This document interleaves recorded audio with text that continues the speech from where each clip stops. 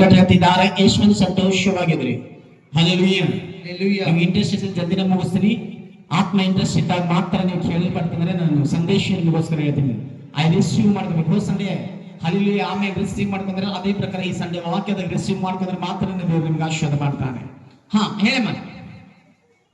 ಎಲ್ಲರೂ ಜೈಕ್ರಿಸ್ತಾರೆ. ಈ life change revolution ಮಿನಿಸ್ಟ್ರಿಗೆ ಎಲ್ಲರೂ ಜೈಕ್ರಿಸ್ ಹೇಳ್ತಿದ್ದಾರೆ.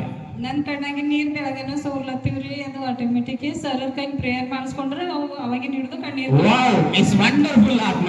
ನೋಡಿ ಲೈಫ್ ಚೇಂಜ್ ರಿವಲ್ಯೂಷನ್ ಮಿನಿಸ್ಟ್ರಿದಾಗ ಯಾರಲ್ಲಿ ತೋಡಾಗಿರ್ತಾರೋ ಅವ್ರಿಗೆ ಆಶೀರ್ವಾದ ಆಗ್ತದೆ. ಹಲ್ಲೆಲೂಯಾ.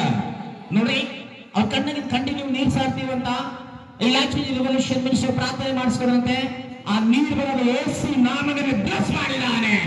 ಹಲ್ಲೆಲೂಯಾ. ಚಪ್ಪಲ್ ಹಿಡಿಬೇಕು, ಉಲ್ಲಾಸವಾಗಿರ್ಬೇಕು, ದೇವರ ಆಶೀರ್ವಾದ ಮಾಡ್ತಾನೆ. ಯಾಕೆ ಗೊತ್ತಾ, ಈ ಉಲ್ಲಾಸ ದೇವರು ನೋಡಿದ್ದಾನೆ. ಇಲ್ಲಿ ಮುಂದೆ ಸಂದೇಶದ ತಿಳ್ಕೊಳ್ಬೇಕು. ಹಲ್ಲೆಲೂಯಾ.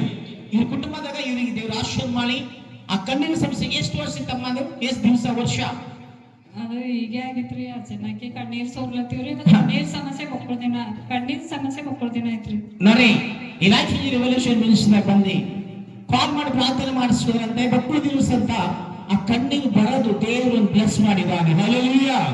ಆಶೀರ್ವಾದ ಮಾಡಿ ಸಾಕ್ಷಿ ದೇವರು ಇನ್ನ ಉನ್ನತ ಸ್ಥಾನಕ್ಕೆ ಹೋಗಿ ಎಂದು ಕಣ್ಣು ಬಿಡುವಂತ ಪ್ರಾರ್ಥಿಸಿ ಬಿಡ್ತಾನೆ ತಂದೆ. ಆಮೇಲೆ